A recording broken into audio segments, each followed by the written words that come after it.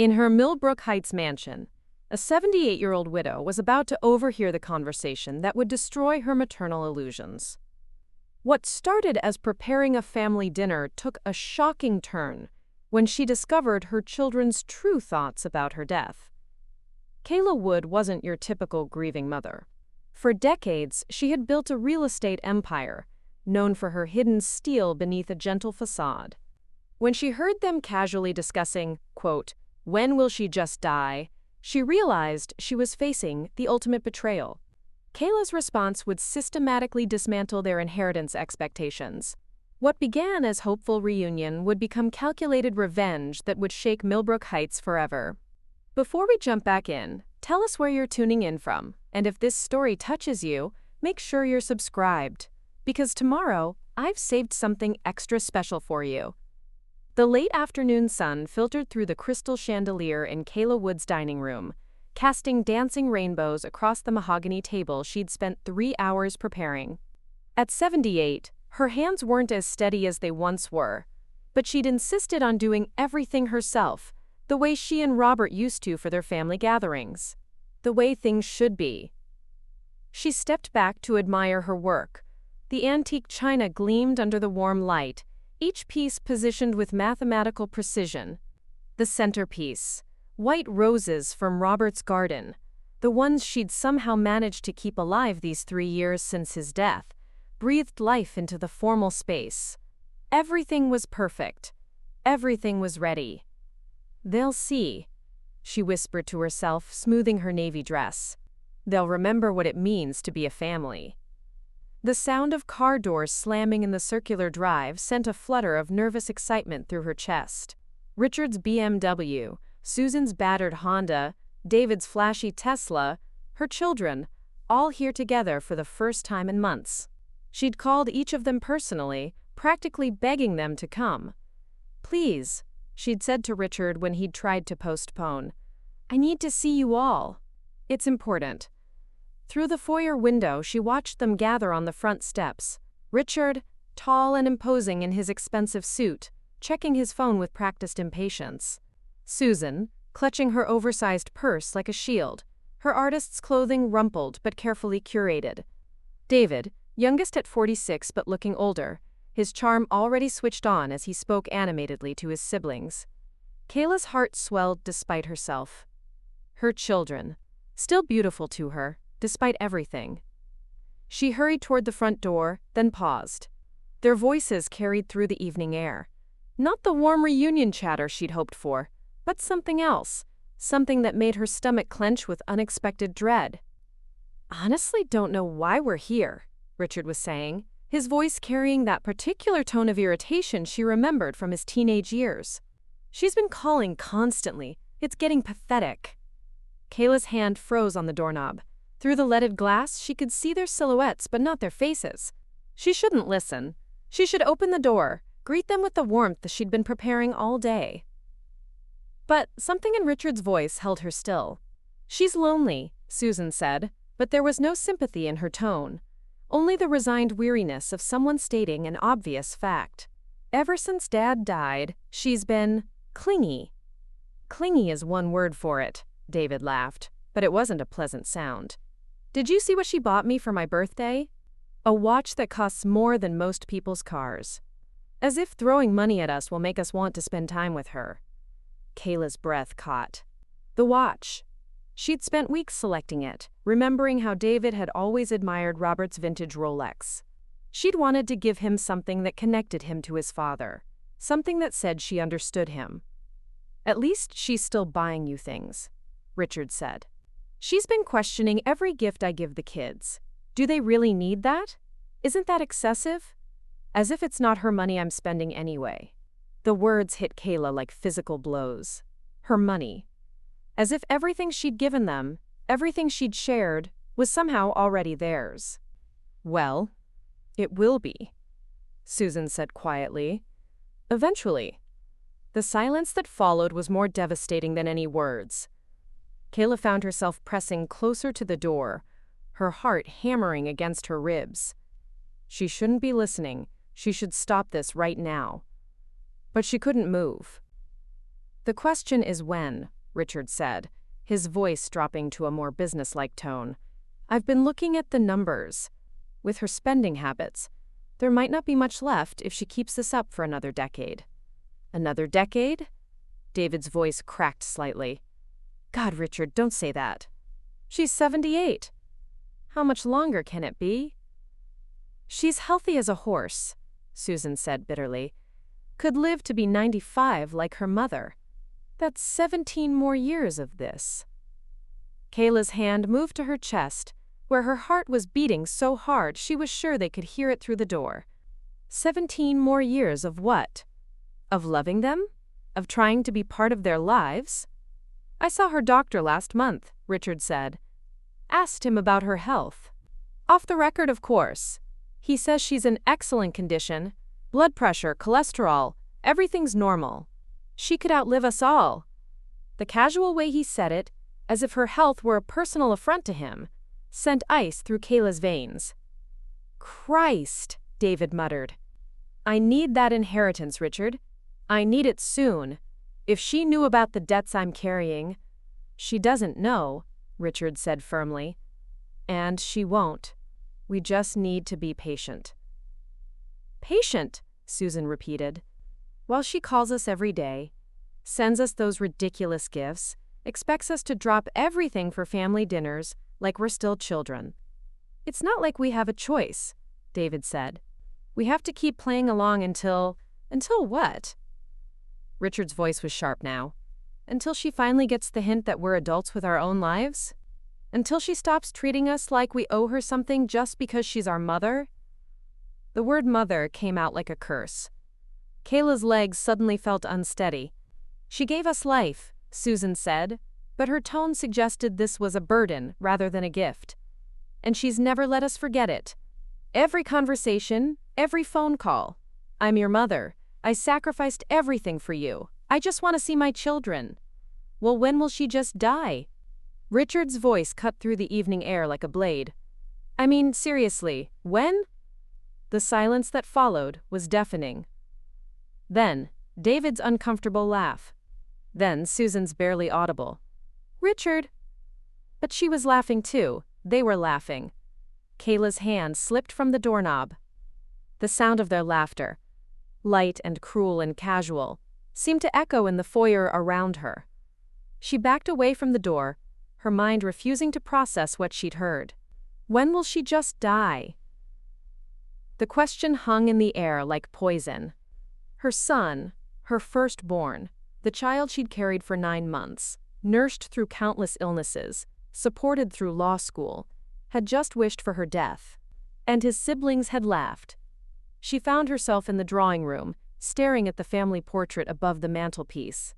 Robert's arms around her shoulders, the children younger and seemingly happier, all of them smiling at the camera. When had it been taken? 10 years ago? 15? When had they stopped being a family and become, what? A financial arrangement? The front door opened and she heard their voices change, becoming warmer, more performative. Mom? Richard called out. We're here! She stared at her reflection in the mirror above the sideboard. Her face was pale, her eyes wide with shock. She looked exactly like what she was. A 78-year-old woman who'd just discovered that her children were waiting for her to die.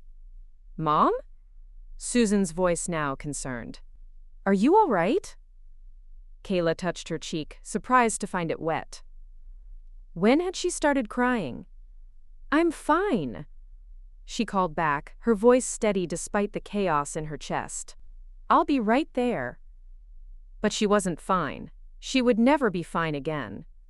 She climbed the stairs to her bedroom, each step feeling like a journey through water. Behind her, she could hear them moving through the house, their voices carrying that false brightness she now recognized as performance. In her bedroom, she sank into the chair by the window, Robert's chair, the one she'd kept exactly as he'd left it. Her hands shook as she opened the drawer of the bedside table, pulling out the folder of financial documents she'd been meaning to review. Estate planning. Inheritance distribution. Trust fund allocations. The papers swam before her eyes, but the numbers were clear enough. Millions. Tens of millions. The real estate empire she and Robert had built, the investments that had grown over 40 years of marriage, the life insurance policies and stock portfolios and property holdings. All of it earmarked for her children. All of it the reason they tolerated her presence in their lives. She found the document she'd been looking for, the will Robert had insisted they both update after his diagnosis. Her copy with her signature, clearly stating that upon her death, the entire estate would be divided equally among Richard, Susan, and David. Dozens of pages detailing exactly how much each of them would receive, down to the penny. When will she just die? The question echoed in her mind as she stared at the figures. 17 more years, Richard had said. 17 more years of pretending to love her, of answering her phone calls, of coming to family dinners, all while counting down the days until she stopped being their mother and became their payday. Footsteps on the stairs. Susan's voice, artificially bright. "Mom, dinner smells wonderful." Kayla looked at her reflection in the window, but she no longer saw a grieving widow desperate for her children's affection. She saw something else entirely, something harder, sharper, more dangerous. She saw a woman who'd just been handed the greatest advantage in any war, the knowledge that the enemy had underestimated her completely. "Coming, dear," she called back, her voice carrying a sweetness that would have made Robert proud. He'd always said she was too trusting, too generous, too willing to see the best in people, even when they'd shown her their worst. But Robert was gone, and the children downstairs weren't the people she'd raised them to be. They were strangers who happened to share her DNA, strangers who were waiting for her to die. Well, Kayla thought as she carefully folded the financial documents and placed them back in the drawer, they were about to learn that some inheritances came with conditions they'd never imagined. The dinner she'd prepared with such love and hope would be served. The family gathering she'd orchestrated would continue. But everything else, everything that mattered, was about to change. Because if they thought she was going to spend her remaining years being a convenient placeholder for their future wealth, they were about to discover just how wrong they could be. Kayla's hands trembled as she set down her teacup, the delicate china rattling against the saucer in the silence of her empty kitchen. 3 days had passed since the dinner that never happened. 3 days since she'd heard her children's laughter echoing through the foyer as they discussed her death like a business transaction. The elaborate meal had gone cold and untouched, eventually finding its way to the garbage disposal along with her illusions about motherhood. She'd spent those 3 days in a fog of grief and rage, moving through the mansion like a ghost haunting her own life. But this morning, something had shifted. The tears had dried. The shock had crystallized into something harder, more purposeful. She reached for her phone, fingers hesitating over a number she hadn't called in 6 months. Margaret Chen, her former housekeeper, her friend, until Richard had informed her that certain economies needed to be made following Robert's death. The memory of Margaret's dignified departure, her refusal to show hurt despite 15 years of loyal service, now felt like a preview of her children's true nature. "Mrs. Wood?" Margaret's voice carried surprise and cautious warmth. "Is everything all right?"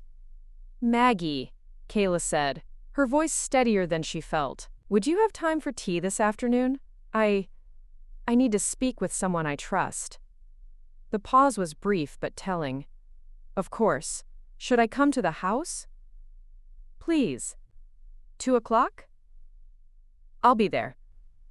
Kayla spent the morning in Robert's study, surrounded by the mahogany paneling and leather-bound legal texts that had been his sanctuary. But today she wasn't seeking comfort, she was seeking ammunition. The filing cabinets yielded their secrets readily: investment portfolios, property deeds, trust documents, and the comprehensive financial statements that painted a picture of wealth even she had forgotten. $42 million in liquid assets, another $60 million in real estate holdings. Investment accounts that generated more in monthly interest than most people earned in a year. She'd known they were comfortable, but seeing the numbers laid out in stark black and white was staggering. More staggering still was the realization that every dollar represented a reason for her children to wish her dead. She was reviewing the property holdings when Margaret arrived, her practical shoes silent on the marble foyer. Kayla met her at the door, struck by how the months of financial struggle had aged her former housekeeper.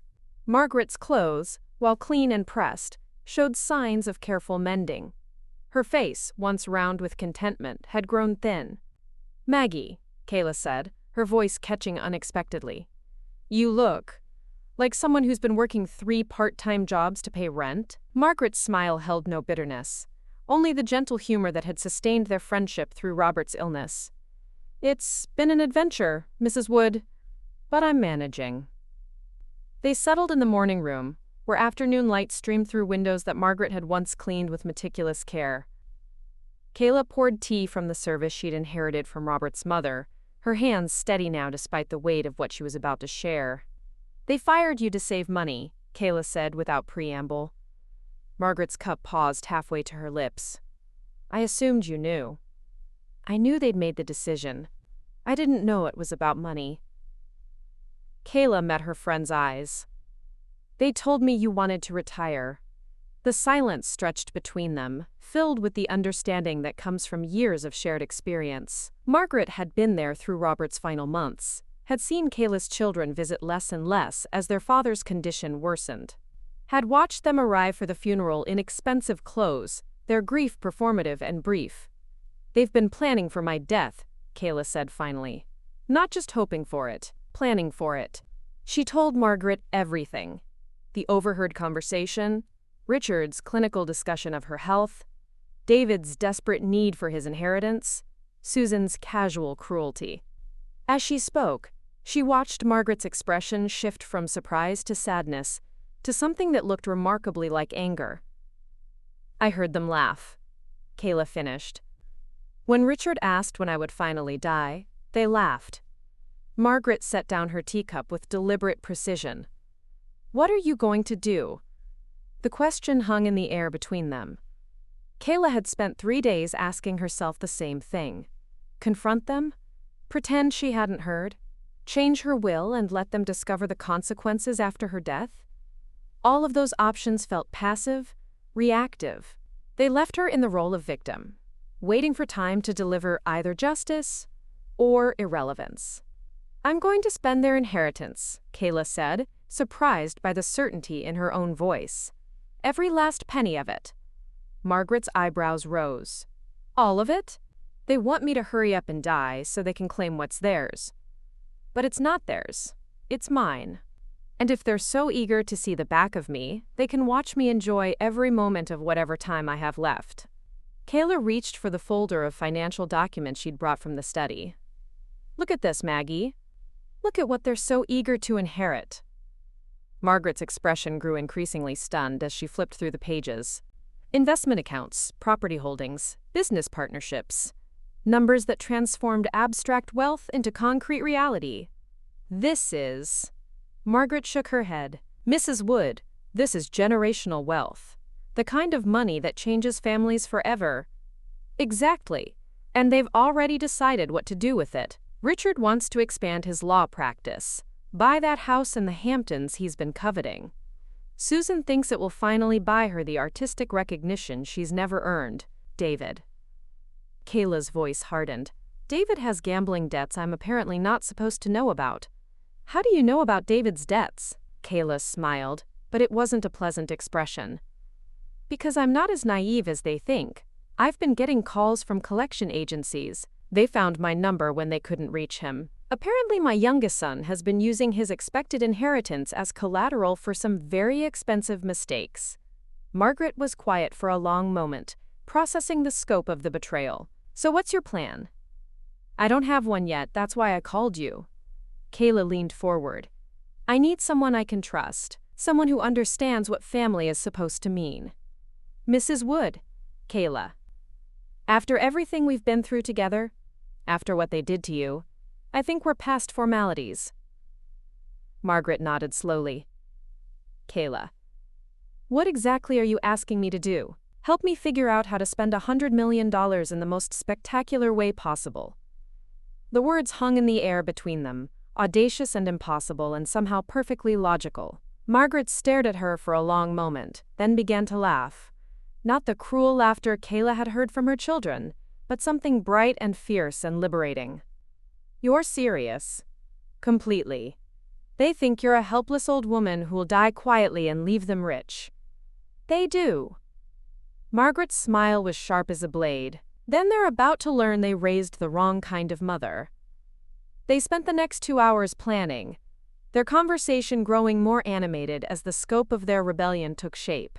Kayla would begin with public gestures, donations to causes her children despised, purchases that would scandalize Millbrook Heights society, displays of wealth that would make it clear exactly what her children stood to lose. The animal sanctuary, Margaret suggested.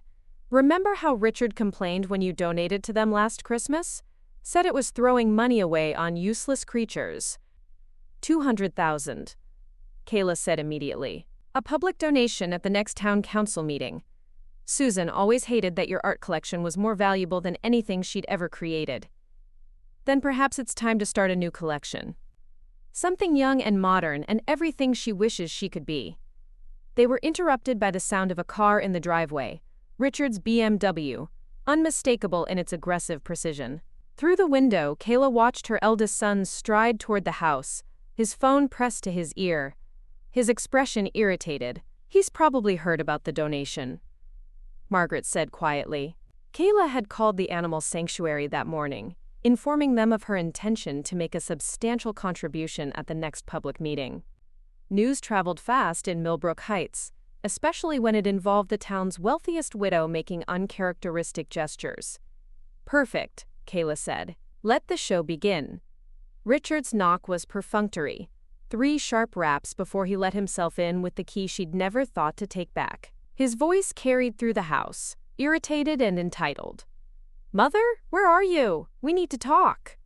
Margaret started to rise, but Kayla placed a gentle hand on her arm. Stay. You're part of this family more than they ever were. Richard appeared in the doorway of the morning room, his expensive suit immaculate, his expression carefully controlled. His eyes flicked to Margaret with barely concealed displeasure. Margaret, I didn't realize you were visiting. I invited her, Kayla said smoothly. We were catching up.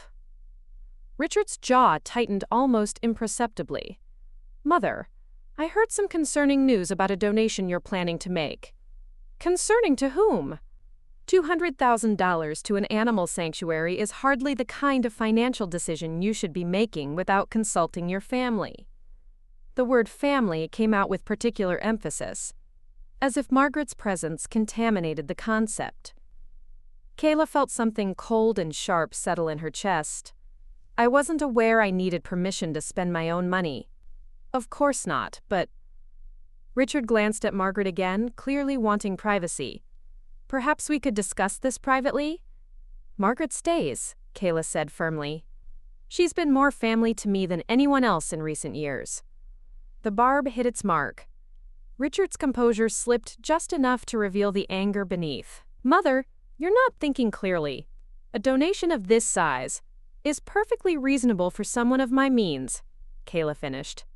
Or did you think I was unaware of my own financial situation? That's not what I meant. Then what did you mean, Richard? He was trapped, and they both knew it.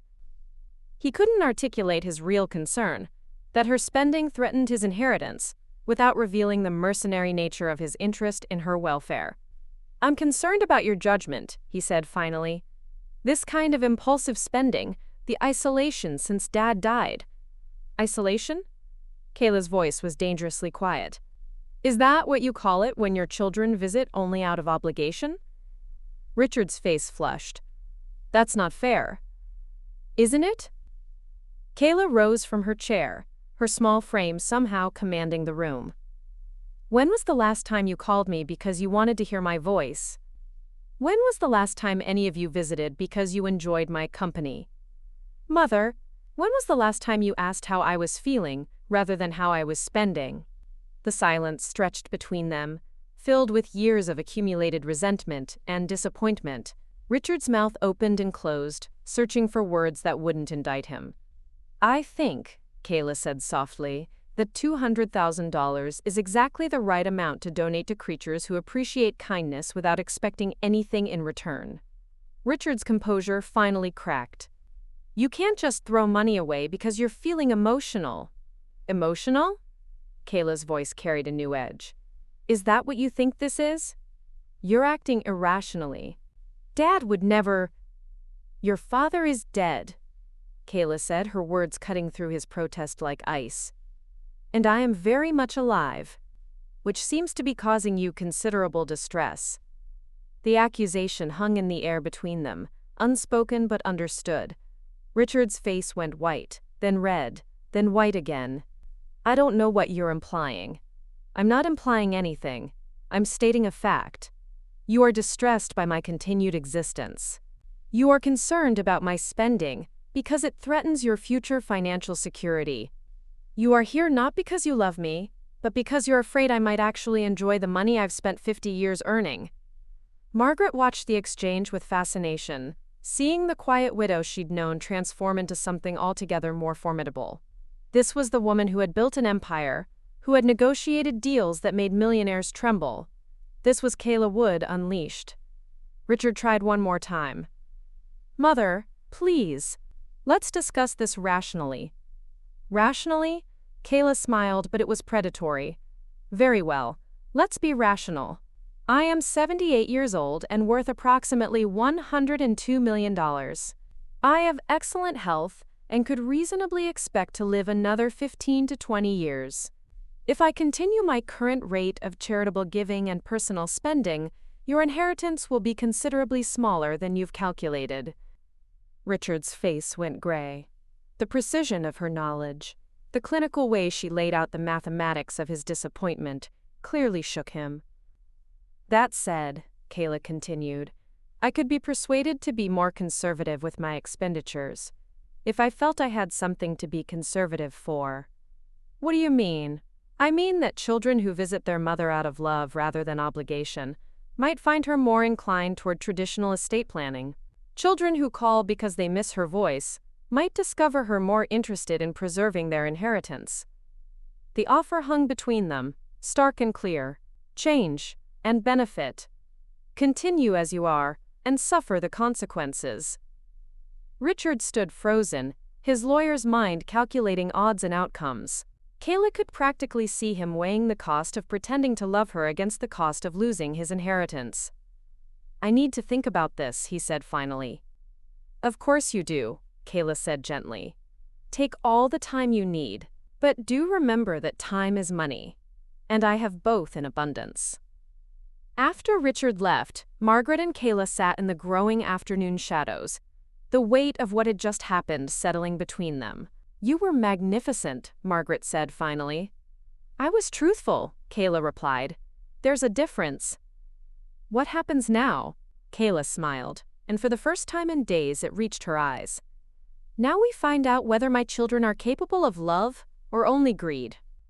And in the meantime, we plan the most spectacular spending spree Millbrook Heights has ever seen.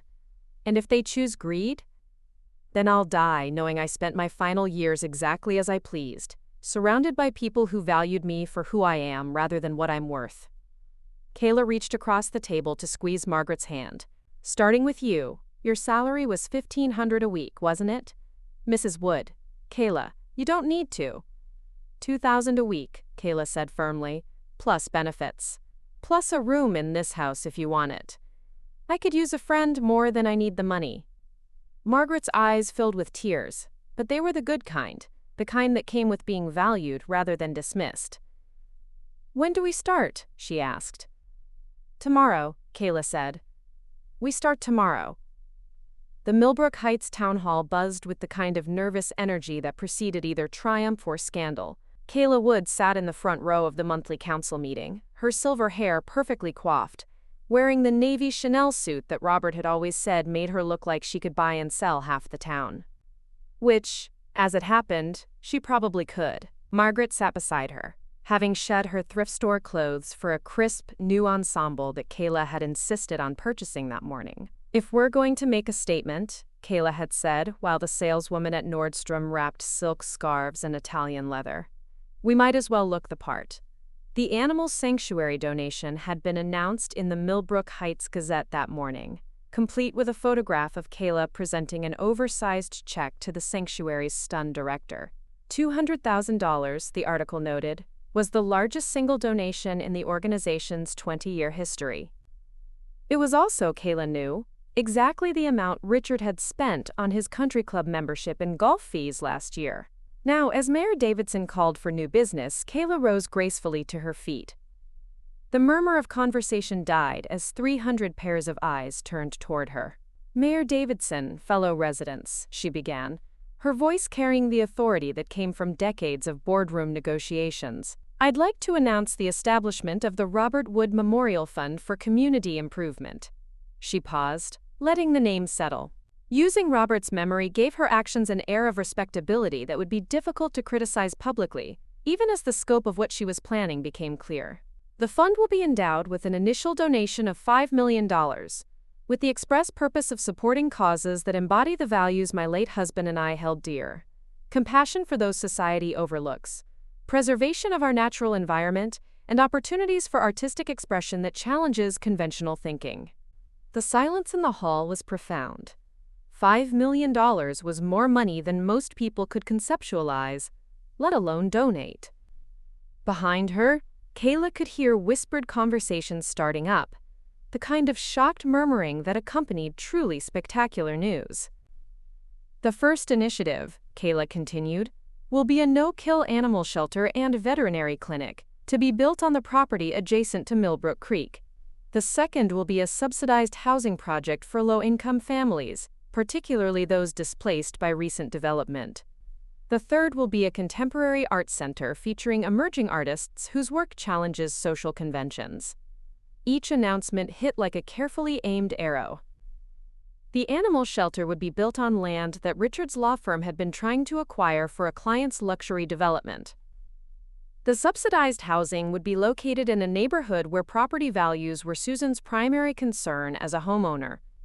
The art center would showcase exactly the kind of challenging, unconventional work that Susan had always dismissed as pretentious garbage. Preparing and narrating this story took us a lot of time, so if you are enjoying it, subscribe to our channel, it means a lot to us. Now back to the story. "These projects will begin immediately," Kayla finished, "with the goal of completion within 18 months. I look forward to our community's support in making Robert's vision of a more compassionate society a reality." She sat down to thunderous applause, but her attention was focused on her phone, which had begun buzzing with incoming calls.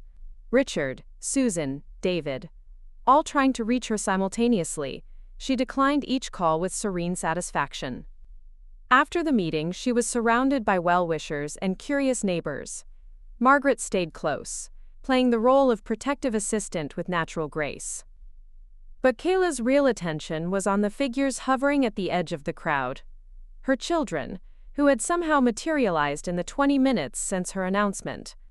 Richard reached her first, his face a careful mask of public civility wrapped around private fury.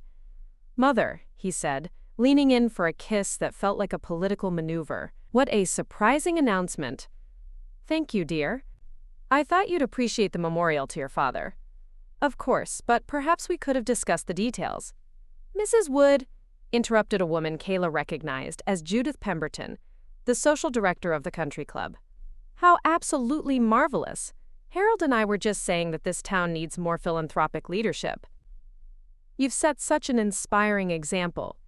Richard's jaw tightened as his mother basked in the praise, clearly enjoying the attention. Susan appeared at his shoulder, her artist's clothing looking suddenly shabby among the town's social elite. "Mom, this is wonderful," Susan said, her voice carrying that particular false brightness that Kayla now recognized as performance art. "Though I do hope you consulted with your financial advisor about such a large commitment." "Oh, I did," Kayla said cheerfully. "He assured me it represents only about 5% of my liquid assets. Hardly enough to worry about." The casual mention of her wealth, phrased to suggest that $5 million was pocket change, sent a visible ripple through the surrounding conversations. Kayla watched her children process the implications with growing alarm. David pushed through the crowd, his charm switched to maximum wattage. "Mom, you're absolutely incredible.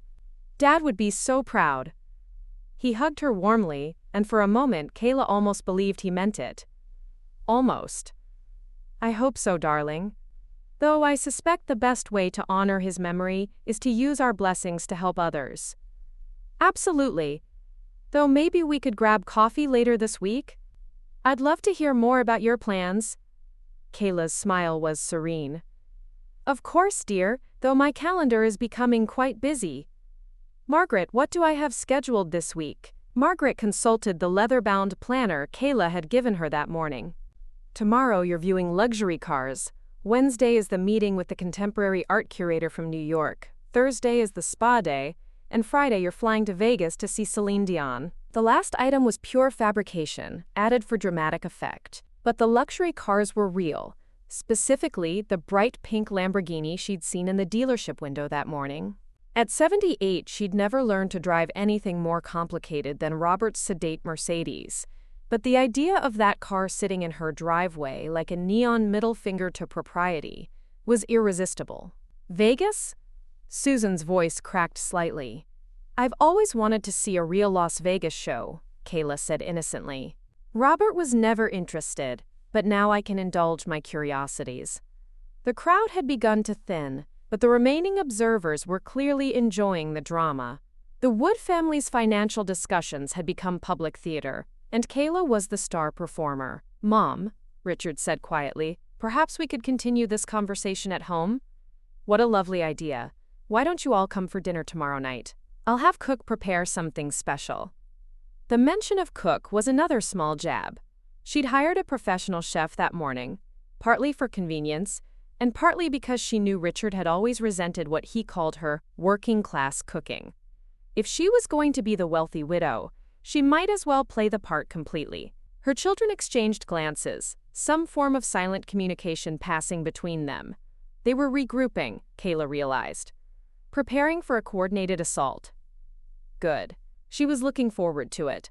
The next morning, Kayla stood in the showroom of prestigious motors, surrounded by machines that cost more than most people's houses.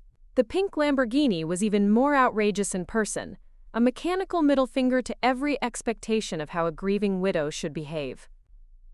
Are you certain about the color, Mrs. Wood?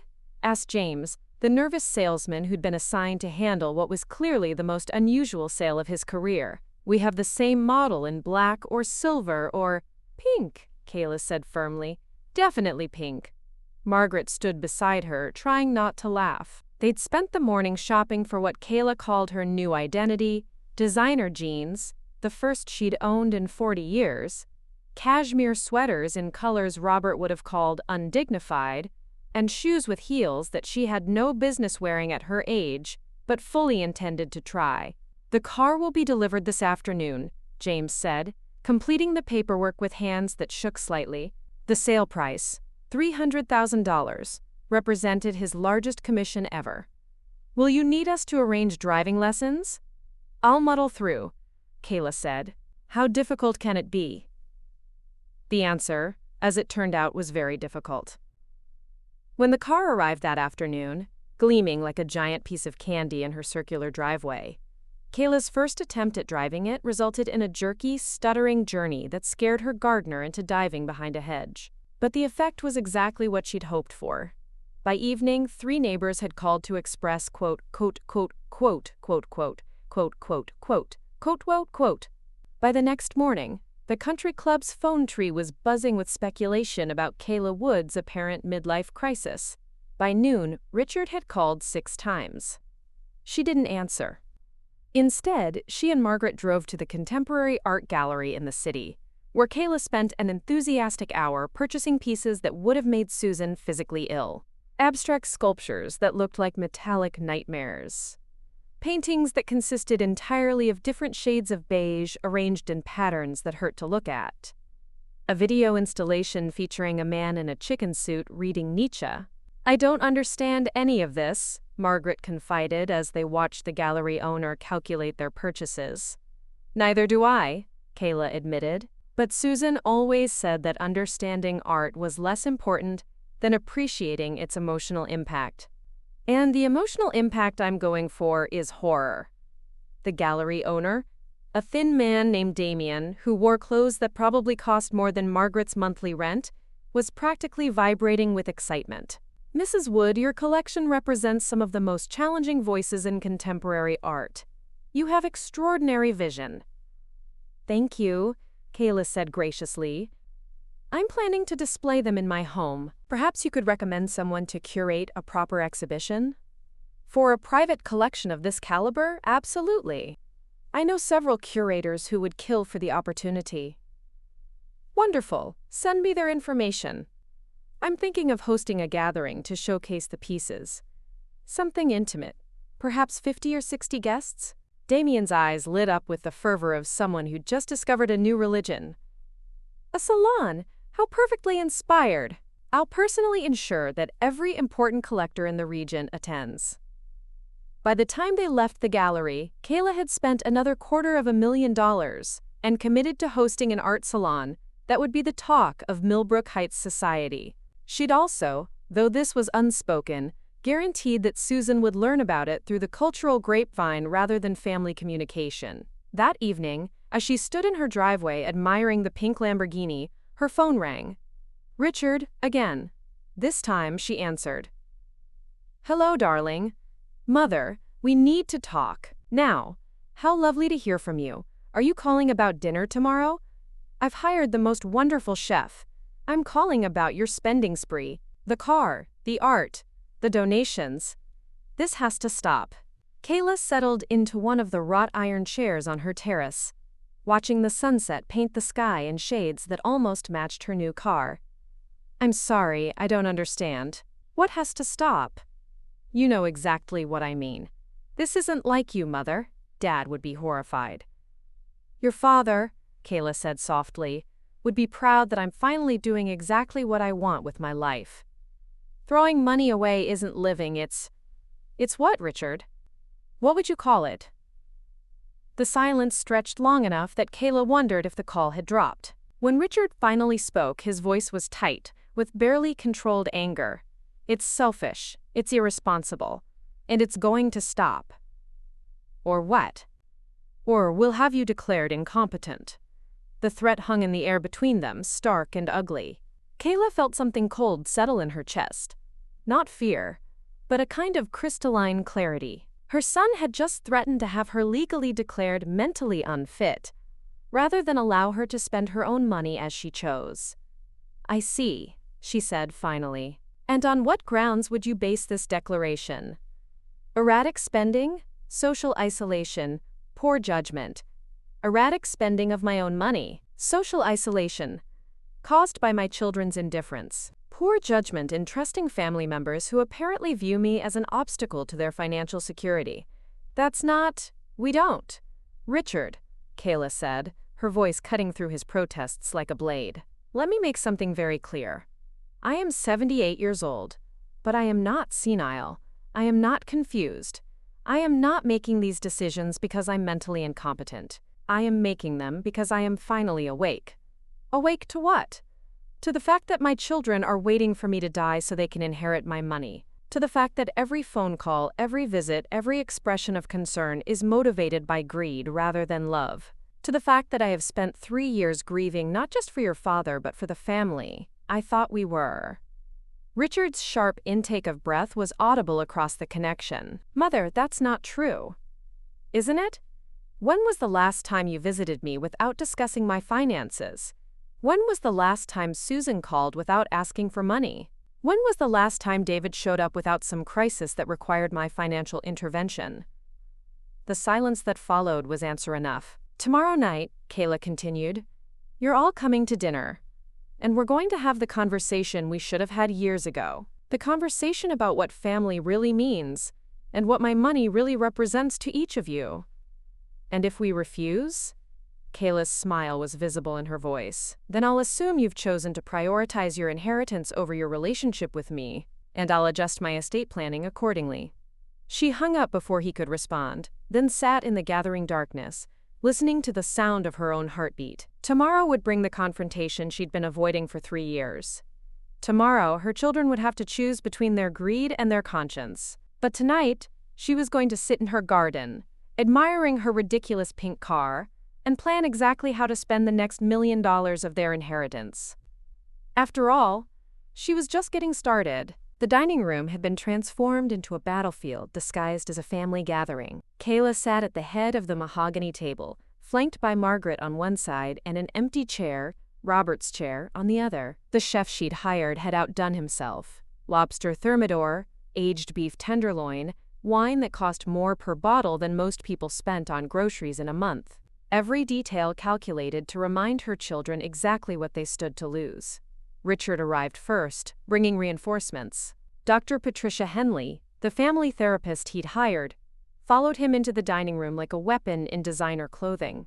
Behind them came Susan, her face already arranged in the martyred expression she wore when preparing to be victimized, and David, whose charm was switched to maximum wattage but couldn't quite hide the desperation in his eyes.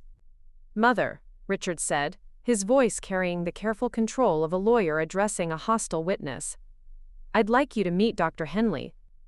Given the unusual circumstances of recent weeks, we thought it might be helpful to have a professional perspective." Kayla's smile was serene as she gestured to the chairs arranged around the table. "How thoughtful of you to bring a stranger to our family dinner. Dr. Henley, I assume my son has briefed you on his concerns about my mental state." Dr. Henley settled into her chair with practiced ease. She was younger than Kayla had expected, probably mid-40s, with the kind of blonde highlights that cost a fortune to maintain, and the confident bearing of someone accustomed to managing family crises for the wealthy. "Mr. Wood has expressed some concerns about recent changes in your behavior patterns," Dr. Henley said smoothly. "I'm here simply to facilitate a healthy family discussion." "How lovely," Kayla said. "Margaret, would you pour the wine? I think we'll need it." As Margaret served the wine, a 1995 Bordeaux that Robert had been saving for a special occasion, Kayla studied her children's faces. Richard sat rigid with barely controlled anger. Susan kept glancing between her mother and the therapist like she was watching a tennis match. David was charming the therapist with practiced ease, but his hands shook slightly as he reached for his wineglass. "Perhaps," Dr. Henley suggested, once everyone was seated, "we could start by discussing the recent changes that have concerned your family." "By all means," Kayla said. "Richard, would you like to explain to Dr. Henley exactly what concerns you about my behavior?" Richard's jaw tightened. He'd clearly expected to control the conversation, but his mother had seized the initiative with the ruthless efficiency she'd once brought to business negotiations. "Mother, you've donated $5 million to charity in the past week. You've purchased a sports car you can't drive. You've fired and rehired staff without consultation." "I hired Margaret back," Kayla corrected. "She was dismissed without my consent 6 months ago, supposedly to save money. Though I notice none of you suggested reducing your own allowances to achieve those savings." The barb hit its mark. Susan shifted uncomfortably in her seat while David's charm flickered momentarily. "Furthermore," Kayla continued, "I've spent approximately $6 million in the past week. Given that my net worth is approximately $102 million, that represents less than 6% of my total assets. Hardly the financial recklessness you're suggesting." Dr. Henley made a note on her tablet. "Mrs. Wood, while the amounts you're spending aren't necessarily problematic from a financial standpoint, your children are concerned about the sudden nature of these changes. Have you experienced any significant emotional events recently that might explain this shift in behavior?" Kayla set down her wineglass with deliberate precision. "As a matter of fact, I have. I discovered that my children have been eagerly anticipating my death so they can inherit my money." The silence that followed was deafening. Dr. Henley's pen stopped moving. Susan's face went white. David's charm died completely, leaving behind naked panic. "That's not," Richard started. "Isn't it?" Kayla reached into her purse and withdrew a small digital recorder. "Would you like to hear the conversation I recorded last week? The one where you discussed my health with my doctor? The one where you calculated how many years I might have left? The one where you asked, and I quote, 'When will she just die?'" She pressed play. The sound quality was crystal clear. Her old servant's intercom system had captured every word of their conversation in the foyer. Richard's voice filled the dining room. "Well, when will she just die? I mean, seriously, when?" The laughter that followed, Susan's nervous giggle, David's uncomfortable chuckle, seemed to echo long after the recording stopped. Dr. Henley stared at the recorder, then at the 3 adult children, who suddenly looked like criminals caught in the act. This changes the context significantly. Does it? Kayla asked mildly. Because from where I sit, it explains everything perfectly. My children aren't concerned about my mental health. They're concerned about their inheritance. This intervention isn't about my well-being. It's about their bank accounts. Richard's composure finally cracked completely. You recorded us? You've been spying on your own family? I overheard you discussing my death like a business transaction, in my own home, during what I thought was a family dinner. Kayla's voice remained calm, but steel ran beneath it. Tell me, Richard, what would you have done in my position? We were frustrated. You were counting my money while I was still breathing.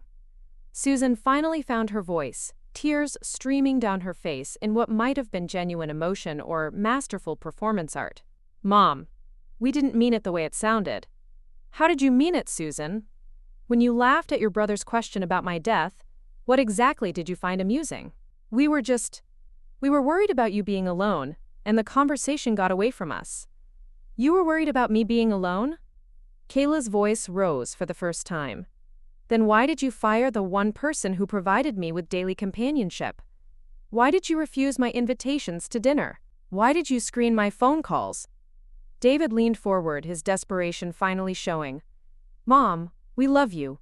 We were just scared about your future, about making sure you were taken care of. Taken care of by whom? By children who visit once a month out of obligation? By children who calculate my life expectancy like actuaries?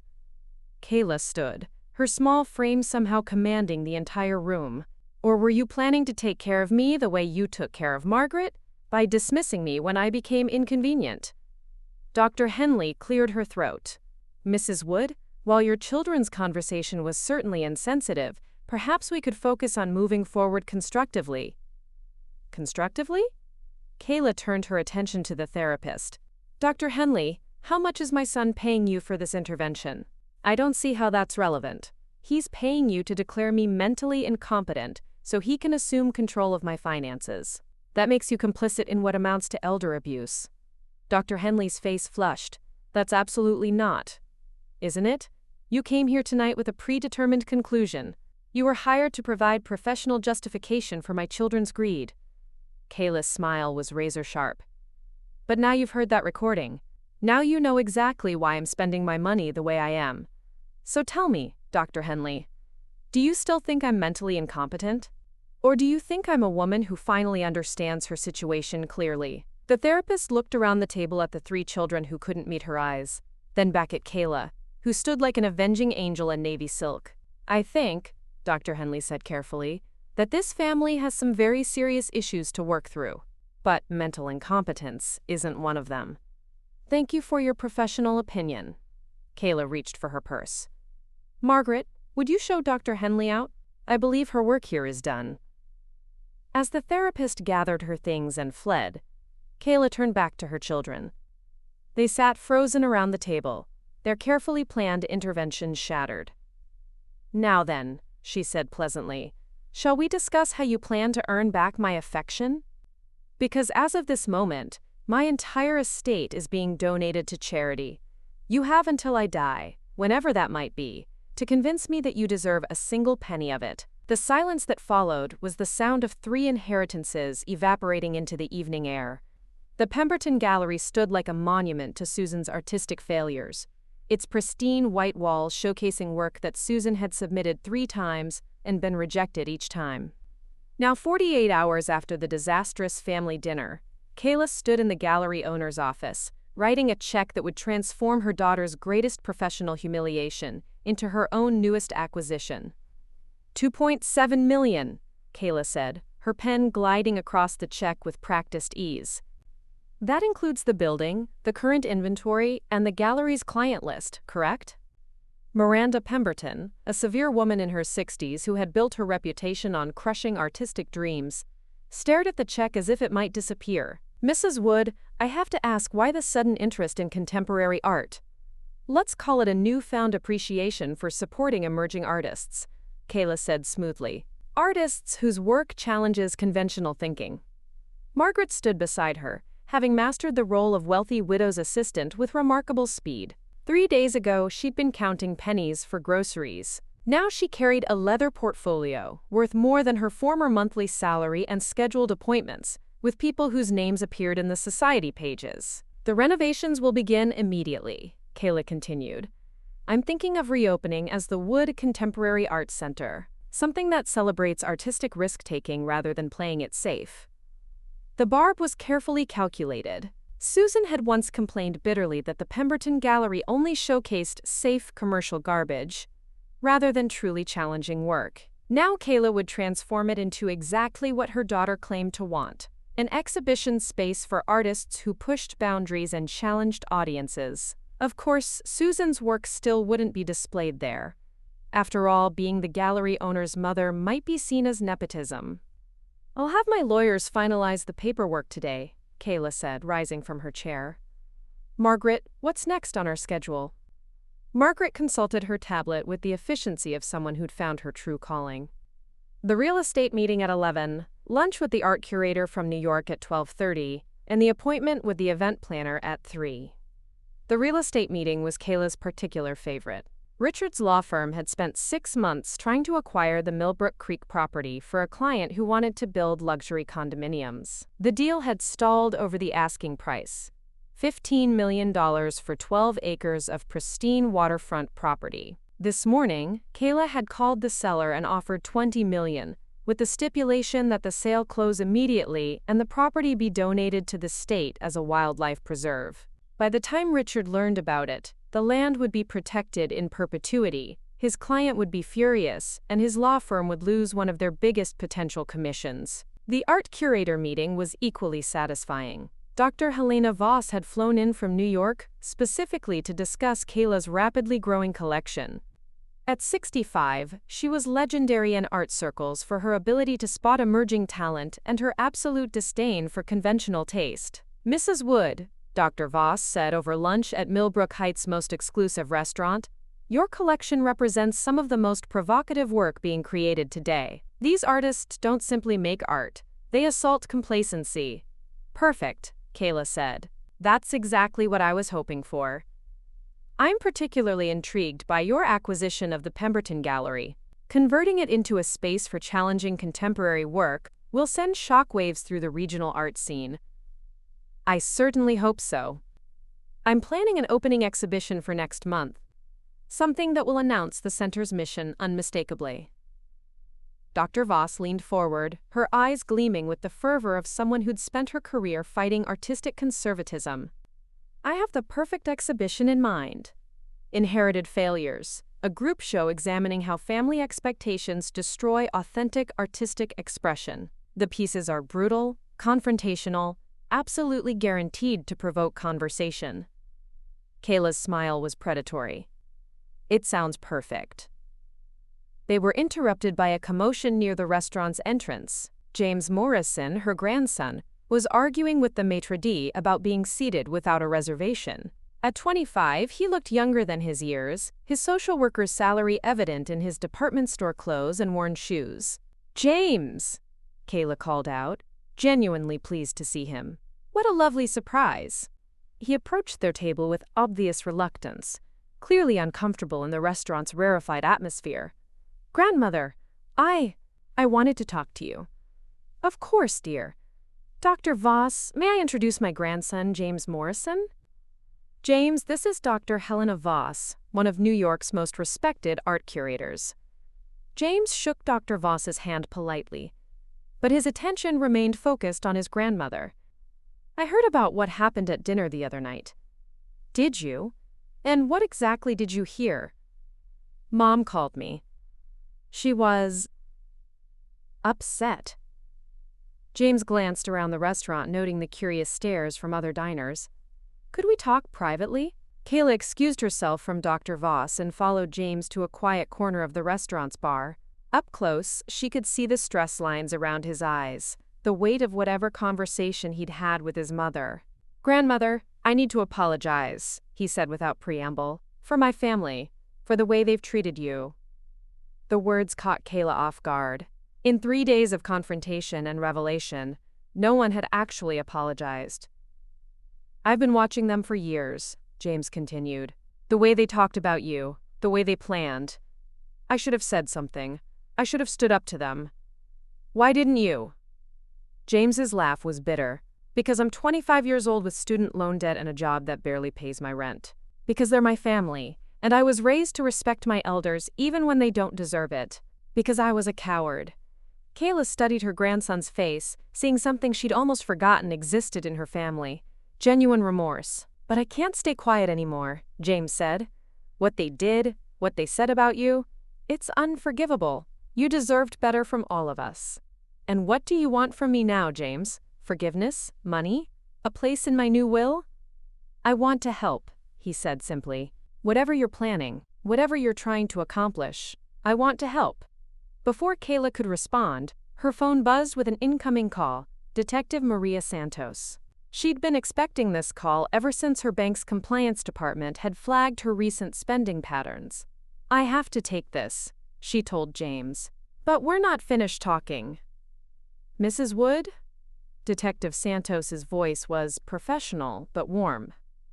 This is Detective Santos with the Millbrook Heights Police Department. I'd like to schedule a time to speak with you about some concerns that have been brought to our attention. Concerns about what, Detective? About your recent financial activities. Your bank has flagged some unusual spending patterns, and your family has expressed concerns about potential elder abuse. Kayla closed her eyes, feeling the familiar rage build in her chest. Her children hadn't just threatened her with incompetency proceedings, they'd actually called the police.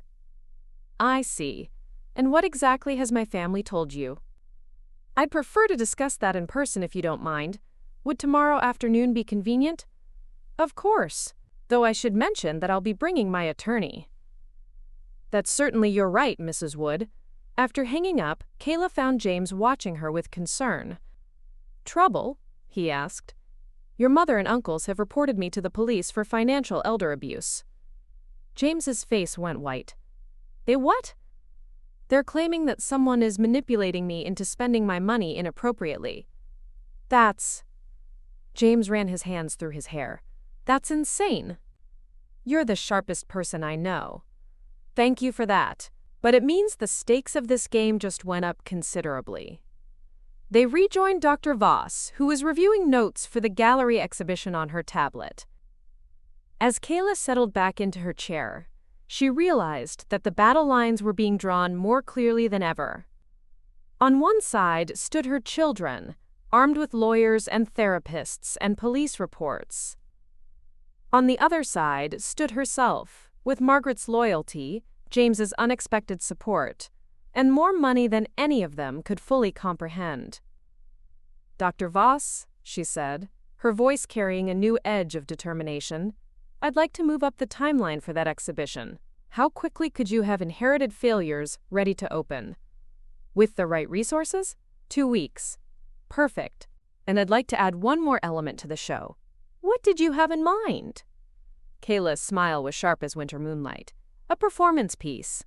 Something that explores the relationship between family expectations and authentic self-expression. I have some ideas about how we might make it interactive. As she outlined her vision for the exhibition, she watched James's expression shift from confusion to understanding to something that might have been admiration. Her grandson was getting his first glimpse of the woman who'd built an empire from nothing, and he was beginning to understand that his uncles and mother had chosen the wrong opponent. The game was no longer just about money, it was about legacy, about truth, about the difference between being loved and being tolerated, and Kayla Wood intended to win. Detective Maria Santos had been investigating financial crimes for 8 years, long enough to recognize the difference between genuine elder abuse and family greed masquerading as concern. As she sat across from Kayla Wood in the elegantly appointed living room of the Millbrook Heights mansion, she found herself dealing with something entirely different from what the initial reports had suggested. The woman before her was sharp-eyed, articulate, and clearly in complete control of her faculties.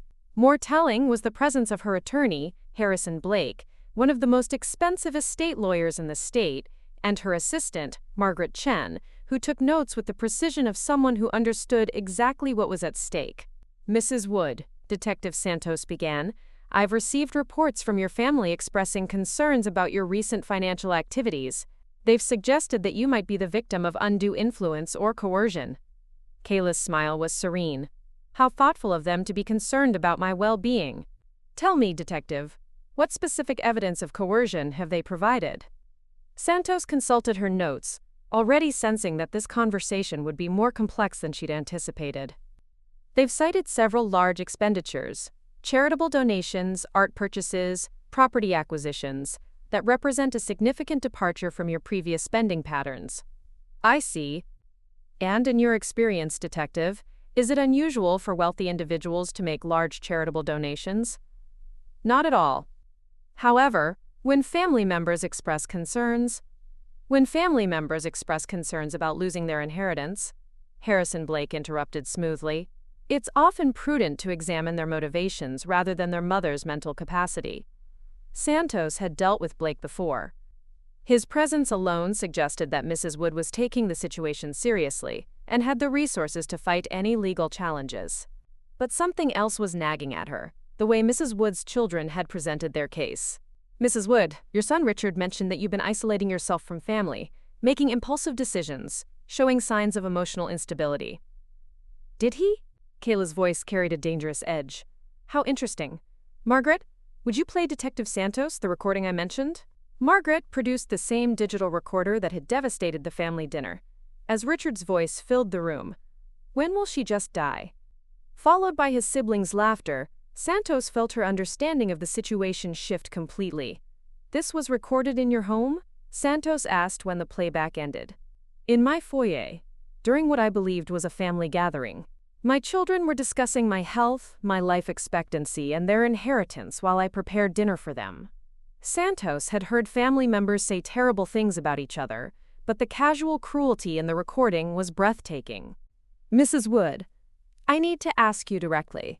Do you feel that anyone is pressuring you to spend your money in ways you don't want to?" "Quite the opposite, Detective. I feel that I'm finally free to spend my money exactly as I choose, without worrying about preserving it for people who view me as an obstacle to their financial security." Before Santos could respond, her phone buzzed with an urgent text. She glanced at it, then looked up with concern. "Mrs. Wood, I need to ask you about your son David's current whereabouts." Kayla's expression sharpened. "David? I assume he's at home." "Why?" "We've received reports of a disturbance at his apartment complex. Apparently, several men have been asking questions about his location, and his neighbors are concerned." Margaret and Kayla exchanged glances. "What kind of men?" Kayla asked. "The kind who collect debts," Santos said carefully. "Mrs. Wood, are you aware of any financial difficulties your son might be experiencing?" Kayla was quiet for a long moment, her mind racing. She'd known about David's gambling problems, had even suspected the extent of his debts, but she'd assumed he was managing the situation. The idea that dangerous people were actively searching for him changed everything. "How serious is the threat?" she asked. "Serious enough that we're treating it as a potential safety issue. Your son appears to owe a significant amount of money to some very unforgiving people." Harrison Blake leaned forward. "Detective, what's the connection between this investigation and Mrs. Wood's spending patterns?" "I'm beginning to wonder if there is one," Santos admitted. "Mrs. Wood, your family suggested that your recent donations and purchases might be the result of someone exploiting your emotional state. But after speaking with you, I'm more concerned about their motivations for reporting you. You think they're trying to manipulate the investigation? I think they're trying to gain control of your finances before your son's debts become their problem." The implication hung in the air between them. If David owed money to dangerous people, and if he defaulted on those debts, his creditors might look to his family, specifically his wealthy mother, for payment. Kayla's phone rang, David's name appearing on the screen. She answered immediately. "Mom?" David's voice was strained, frightened. "I need help. I'm in serious trouble. Where are you?" I can't tell you over the phone. But I owe some people money, and they're not patient people. I need to disappear for a while." Detective Santos was taking notes, her expression grim. She gestured for Kayla to keep him talking. How much money, David? 2 million. Maybe more with interest and penalties. The number hit the room like a physical blow. Margaret's pen stopped moving. Harrison Blake's eyebrows rose. Detective Santos looked like she was recalculating the entire investigation.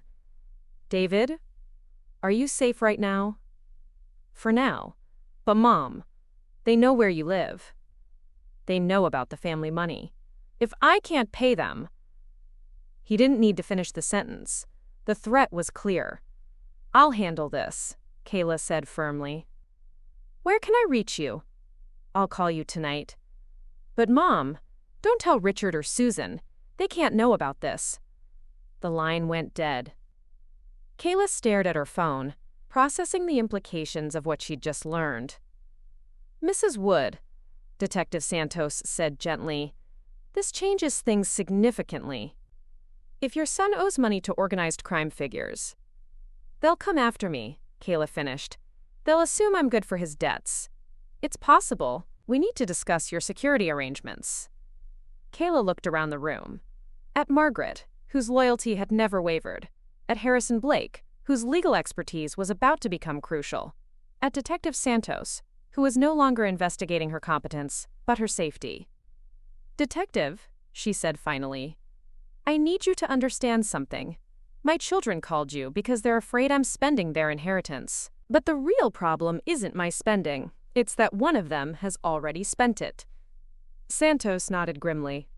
I'm beginning to see that. Mrs. Wood, I need to ask, are you willing to pay your son's debts?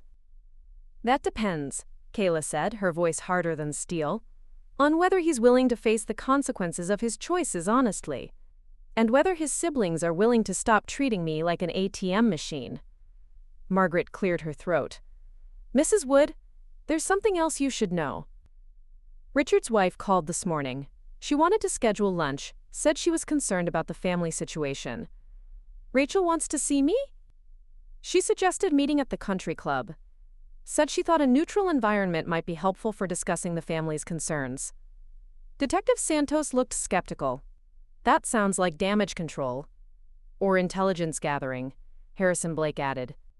Mrs. Wood, I'd advise caution in any meetings with family members until we understand the full scope of your son's situation. Kayla stood and walked to the window, looking out at the perfectly manicured grounds that represented 40 years of careful planning and hard work. Everything she'd built was now under threat, not from her own choices, but from the consequences of her children's greed and recklessness. Detective Santos, she said without turning around, I want protection for myself and Margaret. I want surveillance on my property. And I want to know everything about who my son owes money to. Understood. And Mrs. Wood? For what it's worth, I don't think you're incompetent. I think you're a woman who's finally seeing her family clearly. Kayla turned back to face the room, her expression resolute. Then you understand why I intend to make sure they see me clearly as well. Margaret, cancel my appointments for the rest of the week. We have a crisis to manage. As Detective Santos left to arrange security measures and Harrison Blake began making calls to his contacts in financial crime investigation, Kayla realized that her war with her children had just become something far more dangerous. They weren't just fighting over money anymore. They were fighting for survival. The call came at 3 a.m, jolting Kayla from the first decent sleep she'd managed in days. Margaret answered from the guest room she'd moved into after Detective Santos recommended round-the-clock security, her voice sharp with alarm as she transferred the call. Mrs. Wood, this is Detective Santos. We have a situation.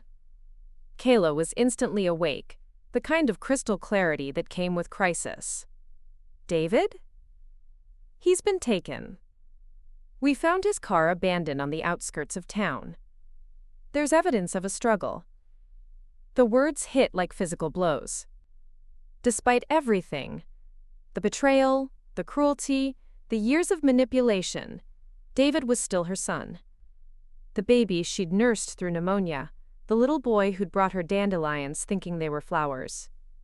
Do we know who has him? The Kozlov organization. They run high-stakes gambling operations throughout the region. Not people you want to owe money to.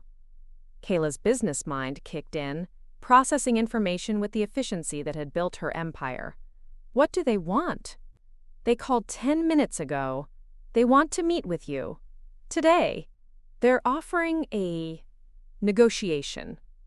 Margaret appeared in the doorway wearing a robe, her face pale but determined.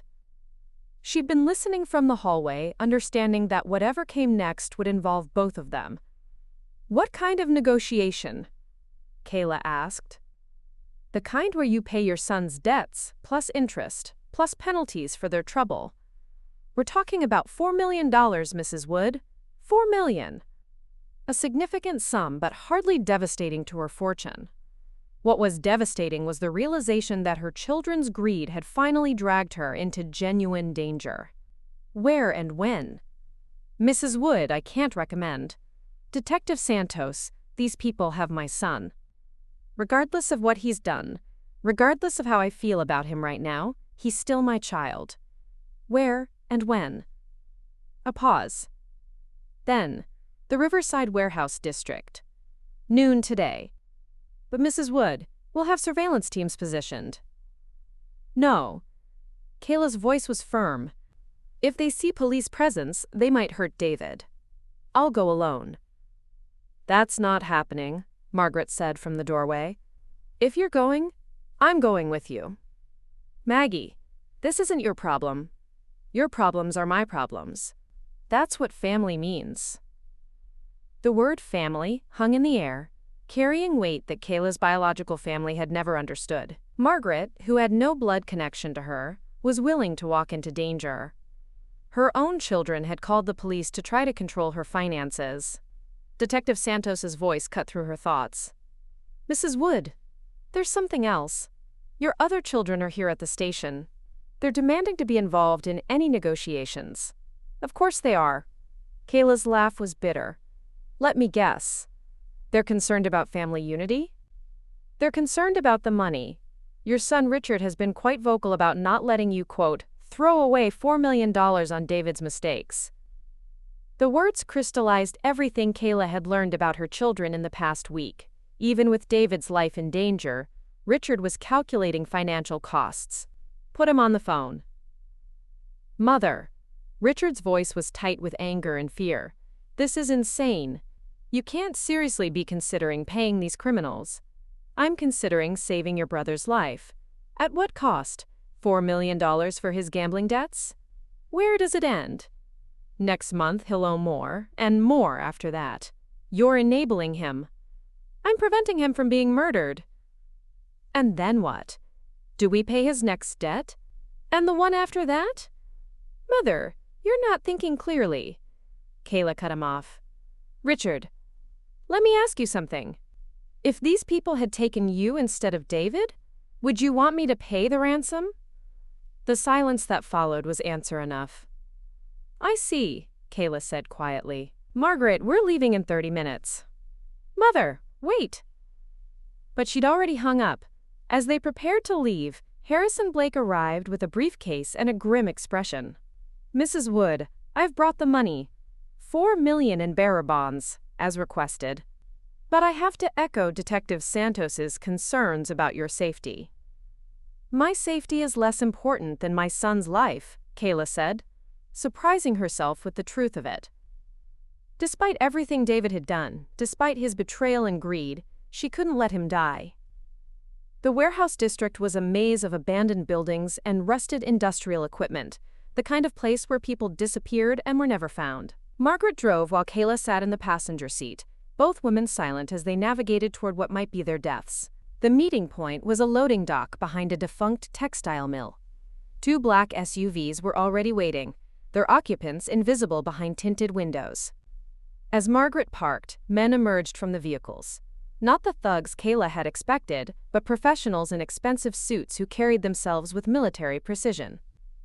The leader was a man in his 50s, with silver hair and cold eyes, the kind of person who made millions by being willing to do things others wouldn't. He approached their car with measured steps, his hands visible but his posture suggesting coiled violence. "Mrs. Wood, I am Victor Kozlov. Thank you for coming." His English was accented but precise. His manner polite but implacable. Kayla emerged from the car carrying the briefcase, Margaret beside her with the steady courage of someone who decided that loyalty was worth dying for. "Where is my son?" "Safe. For now." Kozlov gestured toward one of the SUVs. "Your son owes my organization a considerable sum, plus interest, plus compensation for our time and effort. $4 million. Yes, plus a guarantee that this will not happen again." Kayla set the briefcase on the ground between them. "What kind of guarantee?" "Your son will leave the state. Permanently. If he returns, if he contacts you, if he attempts to resume his gambling activities anywhere in our territory, the debt becomes yours. Entirely." The terms were harsh, but fair by criminal standards. David would live, but he would be exiled from everything he'd known. No more family money, no more inheritance expectations, no more ability to use his mother's wealth as collateral for his addiction. "And if I refuse?" Kozlov's smile was winter cold. "Then your son's gambling problem becomes permanently solved." Kayla looked at the briefcase, then at the SUV where David was presumably being held. $4 million to save a son who had wished for her death. $4 million to protect a family that viewed her as an obstacle. But as she reached for the briefcase, she realized this wasn't about David's worthiness or her children's greed. It was about the kind of person she chose to be when everything was stripped away. "I accept your terms," she said, opening the briefcase to reveal the bearer bonds, "but I want to see my son before you release him." Kozlov nodded to one of his men, who brought David from the SUV. Her youngest son looked smaller than she remembered, his face bruised and his eyes hollow with fear and shame. When he saw her, he began to cry. "Mom, I'm sorry. I'm so sorry for everything." For the first time in a week, Kayla believed one of her children was telling her the truth. "I know," she said simply. "Now you're going to disappear, and you're going to get help, and you're never going to contact me again, unless you've become someone worthy of forgiveness." The exchange was completed in minutes. David was released, the money was transferred, and the Kozlov organization melted away as efficiently as they'd appeared. Kayla was left standing in an abandoned parking lot with Margaret, $4 million poorer, and one son effectively dead to her. But for the first time in years, she felt like she'd made a choice based on love rather than obligation. The real reckoning with Richard and Susan was yet to come. The police station hummed with the fluorescent-lit tension of unresolved crisis. Kayla sat across from Detective Santos in a conference room that smelled of stale coffee and institutional disinfectant, Margaret beside her with the steady presence of someone who'd just walked through fire and emerged intact. Through the window, she could see Richard and Susan in the hallway, their animated conversation with a uniformed officer suggesting they were demanding answers no one was prepared to give. "Mrs. Wood," Detective Santos began, her voice carrying the exhaustion of someone who'd spent 18 hours coordinating a kidnapping investigation, "I need you to understand that what you did today was extraordinarily dangerous." "I understand perfectly," Kayla replied. "I also understand that my son is alive because of it." "Your son is alive because you paid $4 million to criminals. That sets a precedent that could put you in danger again. Only if I have other children foolish enough to gamble with people like Viktor Kozlov." Margaret shifted beside her, pulling out a tablet with the efficiency that had become second nature. "Detective, we've prepared a full accounting of David's debts as we understand them. This wasn't his first borrowing against his expected inheritance." She slid the tablet across the table, revealing months of research that Harrison Blake's investigators had compiled. Bank records, loan documents, promissory notes, a paper trail of David's desperation that painted a picture far worse than anyone had imagined. Detective Santos scanned the documents, her expression growing increasingly grim. "Jesus, he's been using your name as collateral for over 2 years. Without my knowledge or consent," Kayla confirmed, "which means I've been unwittingly guaranteeing his debts to multiple organizations." "How much total exposure are we talking about?" "Approximately $12 million, across 6 different lending operations." The number hung in the air like a death sentence. Detective Santos looked up from the tablet, her eyes wide with disbelief. "Mrs. Wood, you could be liable for all of it." Could be, but won't be. Kayla's voice carried the steel that had built her empire. Harrison Blake is already working on fraud charges against David for forging my signature on several documents. The Kozlov payment was made under duress, but any future claims against me will be fought in court. Before Detective Santos could respond, the conference room door opened, and Richard strode in, his expensive suit wrinkled from hours of waiting, his face flushed with anger and exhaustion. "Mother, we need to talk. Now."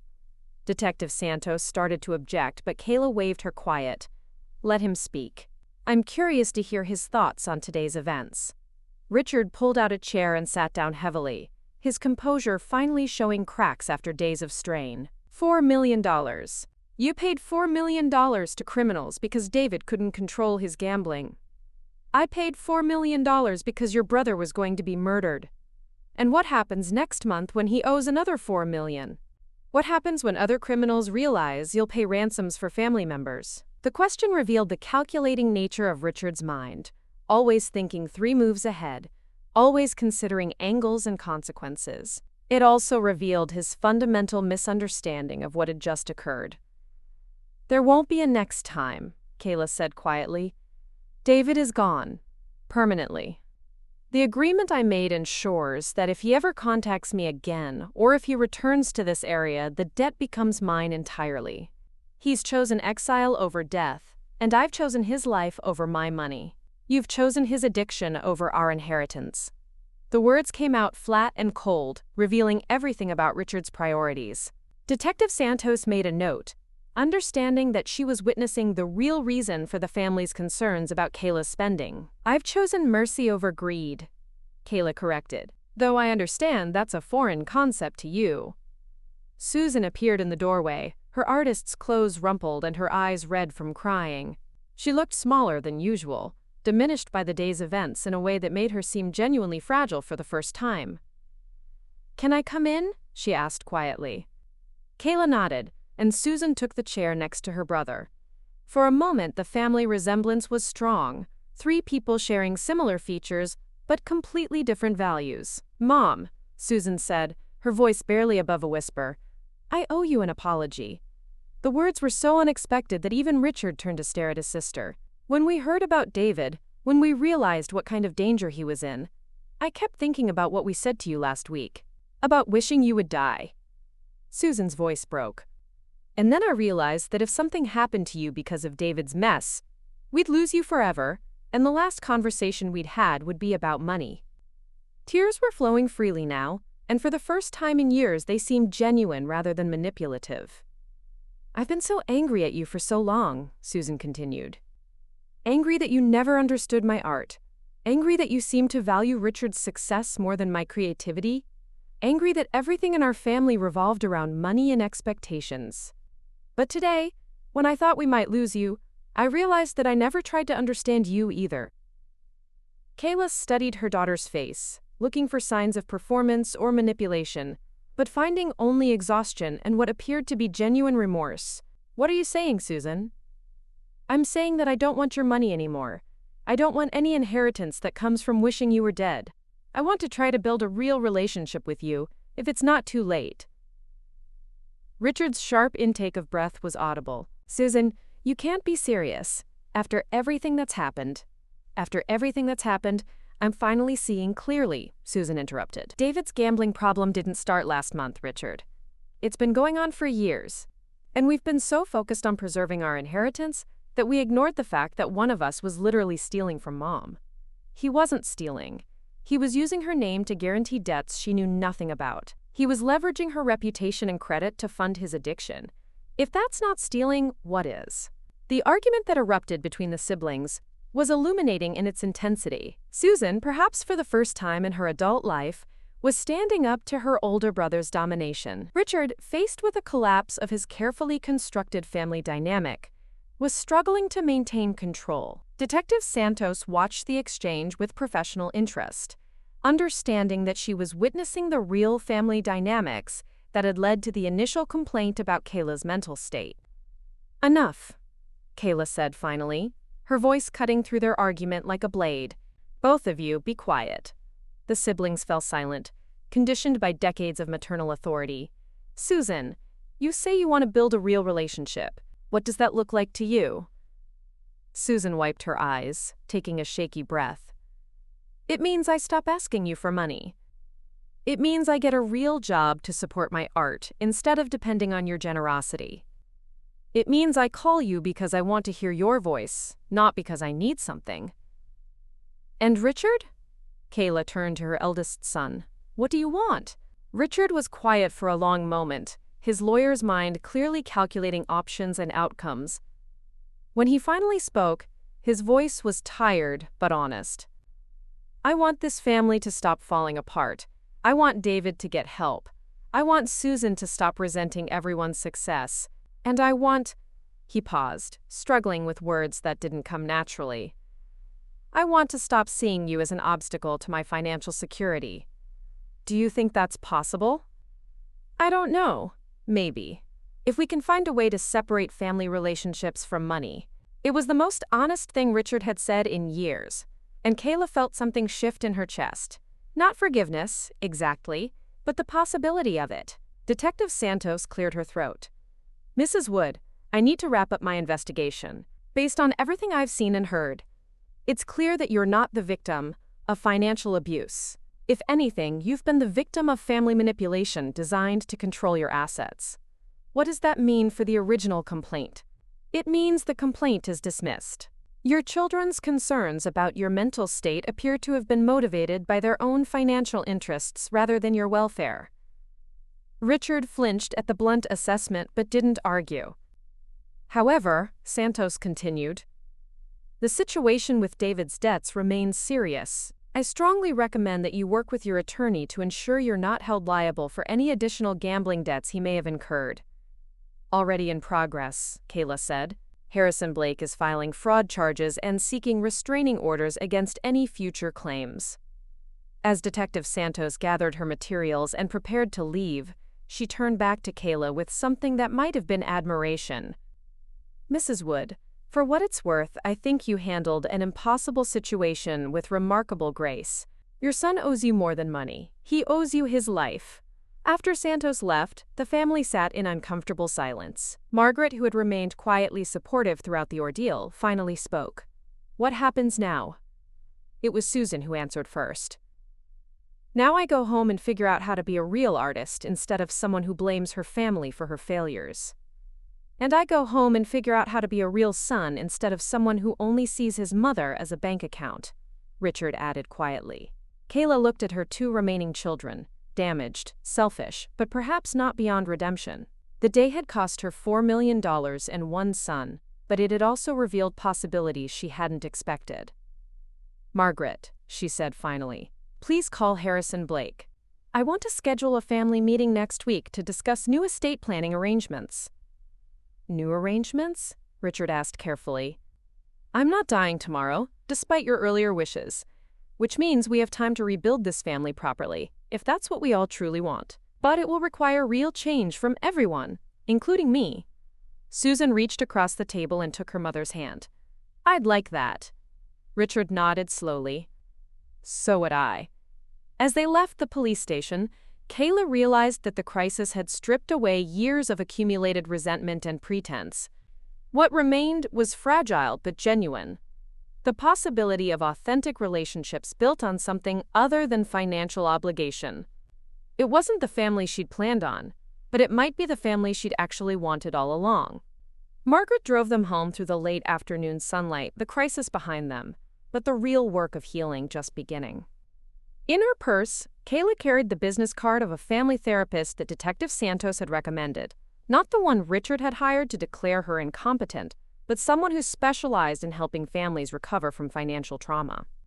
The mansion looked different as they pulled into the circular drive, less like a monument to material success, and more like a home where real work might finally be done. James was waiting on the front steps, having heard about David's situation through the family grapevine.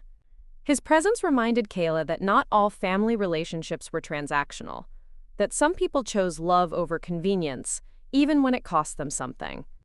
Grandmother, he said as she approached, I heard what happened. Are you all right? I'm better than all right, she said, surprising herself with the truth of it. "I'm finally awake." As they entered the house together, Margaret, James, and herself, Kayla realized that her real family might not be the one she'd given birth to, but the one she'd chosen along the way. The inheritance that mattered wasn't money or property, but the relationships built on genuine care rather than expectation. Richard and Susan would have to earn their way back into that family, but for the first time in years, she believed they might actually try. The revenge was complete, but what came next was something far more important: the possibility of genuine forgiveness, authentic love, and a family built on truth rather than greed. It was worth more than any inheritance she could leave behind.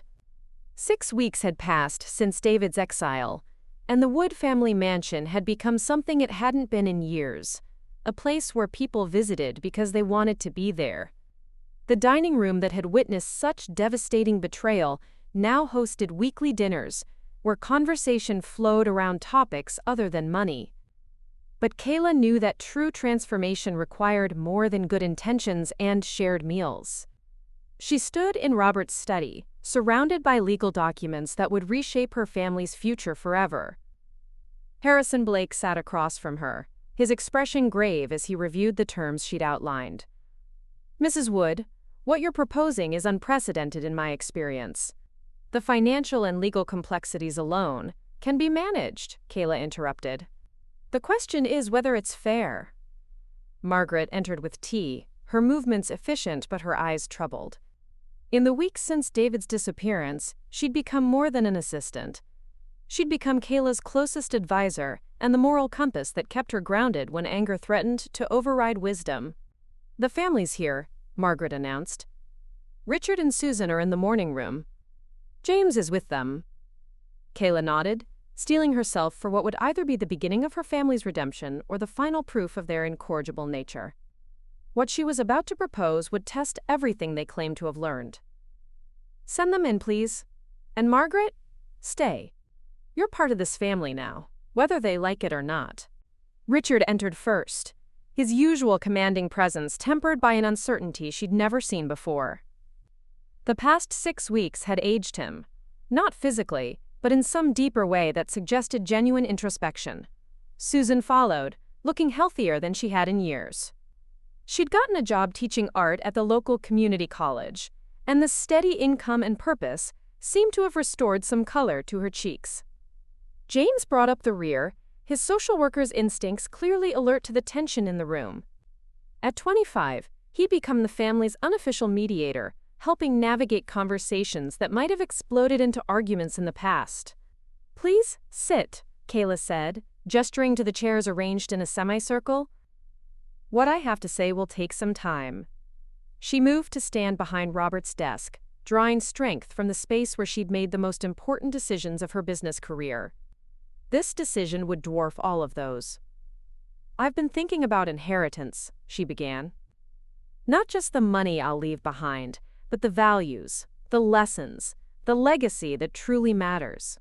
And I've realized that everything I've done in the past few months, the spending, the confrontations, even paying David's ransom, was really about one question: what do my children actually deserve?" Richard shifted uncomfortably. Susan clasped her hands tightly in her lap. James watched with the careful attention of someone trying to understand family dynamics that predated his birth. "The answer," Kayla continued, "is that you deserve what you've earned. Not through blood relation or expectation, but through your choices, your character, your willingness to grow and change." She picked up the first document from the desk. "This is my new will, dated yesterday. In it, I leave my entire estate, currently valued at approximately $98 million, to charity." The silence that followed was deafening. Richard's face went white. Susan's breath caught audibly. Even James looked shocked. "However," Kayla continued, "I'm offering each of you the opportunity to earn back your inheritance. Not through promises or apologies, but through demonstrated commitment to becoming the people I raised you to be." She picked up 3 sealed envelopes from the desk. "Each of you has a different challenge, tailored to your particular weaknesses and strengths. Complete your challenge successfully, and you'll receive your full inheritance, $30 million each. Fail, and you receive nothing. Mom? Susan's voice was barely a whisper. What kind of challenges? The kind that will prove whether you've truly changed or whether you've simply learned to perform, change convincingly. Kayla's smile was sharp, but not unkind. Richard, your challenge relates to your relationship with power and money. Susan, yours addresses your relationship with failure and self-worth. James, yours tests your commitment to family versus your principles. She handed each of them an envelope. You have 1 year to complete your challenges. The terms are non-negotiable, and there are no second chances. Margaret and Harrison Blake will monitor your progress and determine whether you've met the requirements. Richard held his envelope like it might explode. And if we refuse to participate? Then you've made your choice, and I've made mine. The money goes to charity, and our relationship continues or ends based on whether you can love me without financial incentive. James was the first to open his envelope, his expression growing more troubled as he read. Grandmother, this asks me to choose between you and my principles. You want me to quit my job helping low-income families and come work for the family foundation you're establishing. I'm asking you to help me distribute $98 million to causes that will actually help people, rather than working within a system that provides band-aids to problems that money could solve entirely. You'll make 10 times your current salary and have the resources to help 1,000 times more people. But I'd be leaving my current clients behind. You'd be gaining the ability to transform the entire system that's failing them. James stared at the document, clearly torn between his idealistic commitment to direct service and the practical reality of what he could accomplish with vast resources. Susan had opened her envelope and was reading with growing confusion. You want me to destroy my paintings? Quote, I want you to destroy the paintings you've been hiding in your studio for 5 years. The ones you're actually proud of but are too afraid to show because they're different from what you think the art world wants. Susan's face flushed. How do you know about those? Because I'm your mother, and I pay attention. You have genuine talent, Susan, but you've spent so long trying to create what you think will sell that you've forgotten what you actually want to say. Your challenge is to destroy the commercial work you've been clinging to and display the real art you've been hiding. And if no one likes it, if it proves I was right to hide it, then you'll know you tried. But if you succeed, you'll have earned your inheritance and your artistic integrity. Richard's envelope remained unopened. He stared at it like it contained his execution orders. Aren't you curious? Margaret asked gently. I'm terrified, Richard admitted. Because whatever's in here is going to force me to choose between who I am and who I should be. Open it, Kayla said simply. Richard's hands shook slightly as he broke the seal and unfolded the document. As he read, his expression shifted from fear to confusion to something that might have been relief. You want me to represent someone pro bono, he said finally, someone who's being evicted by one of my biggest clients. Mrs. Elena Vasquez, 83 years old, lived in the same apartment for 40 years. Your client, Meridian Development, wants to tear down her building to construct luxury condos. She can't afford a lawyer, and without representation, she'll be homeless within 60 days. Richard looked up from the document. If I take her case, I'll lose Meridian as a client. That's a $2 million annual account. Yes. And if I win her case, I'll probably lose 3 other development clients who work with similar tactics. Probably. You're asking me to destroy my practice to save one old woman's apartment. Kayla's smile was sad but proud. I'm asking you to remember what the law is supposed to be for. To choose justice over profit. To be the lawyer your father always hoped you'd become. The room fell silent as each of them processed their challenges. Harrison Blake cleared his throat.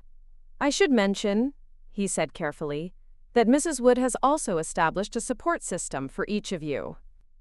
If you choose to accept these challenges, you'll receive monthly stipends to cover your living expenses during the year.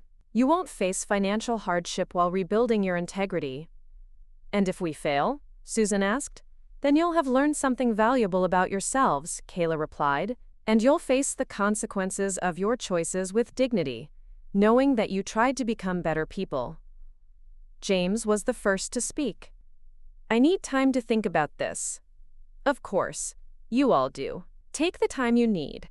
But remember that while you're deciding, Mrs. Vasquez is facing eviction, Susan's real art is gathering dust, and James's current clients are struggling with problems that vast resources could solve." Margaret stood and began gathering the tea service. "Dinner will be ready in an hour, if anyone would like to stay." One by one, they filed out of the study, each carrying their envelope and the weight of decisions that would define their futures.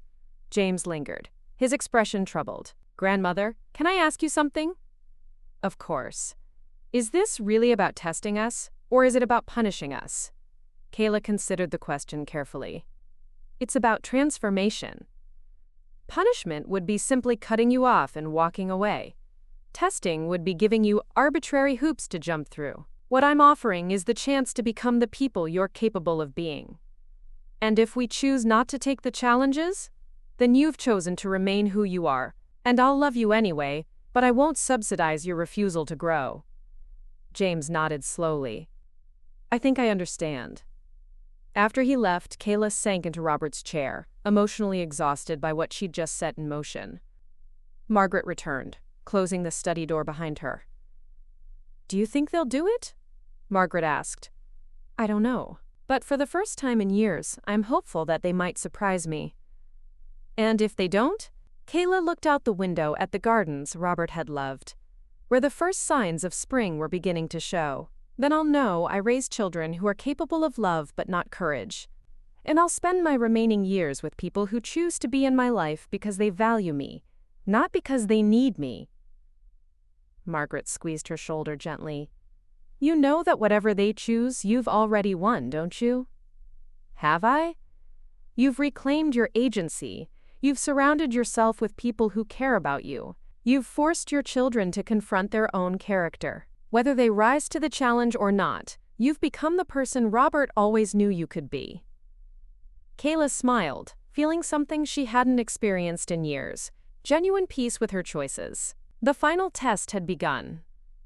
But regardless of the outcome, she was no longer the lonely, taken-for-granted widow who had overheard her children's cruel laughter. She was Kayla Wood, a woman who had built an empire and learned to wield love and money with equal precision. The inheritance that mattered most was already secured, the knowledge that she had fought for her dignity and won. 1 year later, Kayla stood in the art gallery that had once belonged to the condescending Miranda Pemberton, now transformed into the Wood Contemporary Art Center. The walls blazed with Susan's previously hidden paintings, raw, emotional canvases that spoke of loss and redemption in colors that seemed to bleed hope. The opening night crowd moved through the space with the hushed reverence reserved for encountering genuine artistic courage. "Mom, thank you," Susan whispered, appearing at Kayla's elbow. Her daughter looked transformed, not just by success, but by the confidence that came from finally being authentic. "I never would have had the courage to show these without your challenge." Across the room, Richard was deep in conversation with Elena Vasquez, the elderly woman whose eviction case had cost him his most lucrative clients, but gained him something more valuable, a practice built on justice rather than profit. He'd won her case, lost Meridian Development, and discovered that representing people who actually needed help was infinitely more satisfying than protecting the wealth of those who already had too much. "She's become like a grandmother to me," Richard had confided to Kayla the previous week. "Elena keeps reminding me that the law exists to protect people, not buildings." James entered the gallery carrying 2 cups of coffee, having just returned from a site visit to the new homeless shelter the Wood Foundation had funded. His decision to leave direct social work had been agonizing, but the past year had proven Kayla's point. He was helping more people in 12 months with foundation resources than he'd helped in his entire previous career. "The shelter's at capacity," he reported, "but we're already breaking ground on the second phase. We'll house 300 families by next Christmas." Victor Castellanos appeared at Kayla's side, his presence still thrilling her after a year of courtship that had blossomed into genuine partnership. At 73, he'd brought adventure and intellectual stimulation back into her life, proving that it was never too late for love based on compatibility rather than convenience. "My dear," he murmured, Detective Santos just arrived with quite interesting news. Indeed, Maria Santos was making her way through the crowd, her expression mixing professional satisfaction with personal warmth. She'd become an unexpected friend over the past year, someone who understood the complexities of family loyalty and personal justice. "Mrs. Wood," Santos said, reaching them. "I thought you'd want to know. David's been arrested in Nevada. Gambling debts again, but this time there's something different." Kayla's heart clenched despite herself. "What happened?" "He turned himself in, voluntarily. And he's entered a treatment program, real treatment, not just detox. He asked me to give you this." Santos handed her a letter, handwritten in David's familiar scrawl. Kayla's hands trembled slightly as she opened it. "Mom, I know I don't deserve forgiveness, but I wanted you to know I'm finally getting help. Real help. Not because I have to, but because I want to become someone worthy of the chances you gave me. I don't expect to see you again, but I needed you to know that your love saved my life even when I was too sick to appreciate it. Thank you for choosing my life over your money. I'm finally choosing life too." David Margaret appeared with tissues, understanding without words that Kayla needed support. The crowd continued to celebrate around them, but Kayla's attention was focused on the letter that represented the possibility of redemption, even for her most damaged child. "He's alive," she whispered to Victor. "And he's fighting." "The greatest inheritance you could give him," Victor replied, "was the knowledge that he was worth saving." As the evening wound down, the family gathered in a corner of the gallery. Richard, Susan, James, Margaret, Victor, and even Detective Santos, who'd become part of their chosen family. They looked nothing like the bitter, money-obsessed group that had met for that disastrous dinner 18 months ago. "To inheritance," Kayla said, raising her glass of champagne. "Not the money we leave behind, but the love we choose to give." "To second chances," Richard added. "To authentic art," Susan laughed. "To family that's earned, not just inherited," James concluded. As they toasted, Kayla felt Robert's presence strongly. Not the grief that had defined her for 3 years, but the joy he would have felt seeing their family finally become what it was always meant to be. The mansion still stood in Millbrook Heights, but it was no longer a monument to material success. It was a home where people gathered because they wanted to be there, where love was measured in presence rather than presence, where inheritance meant legacy of character rather than bank accounts. Kayla Wood had spent her fortune and found her family. She'd whispered back to death itself and discovered that the best revenge was simply living well, surrounded by people who valued her for who she was rather than what she owned. The pink Lamborghini still sat in her driveway, a cheerful reminder that it was never too late to become exactly who you were meant to be. Up next, you've got 2 more standout stories right on your screen. If this one hit the mark, you won't want to pass these up. Just click and check them out. And don't forget to subscribe and turn on the notification bell so you don't miss any upload from us. Quote.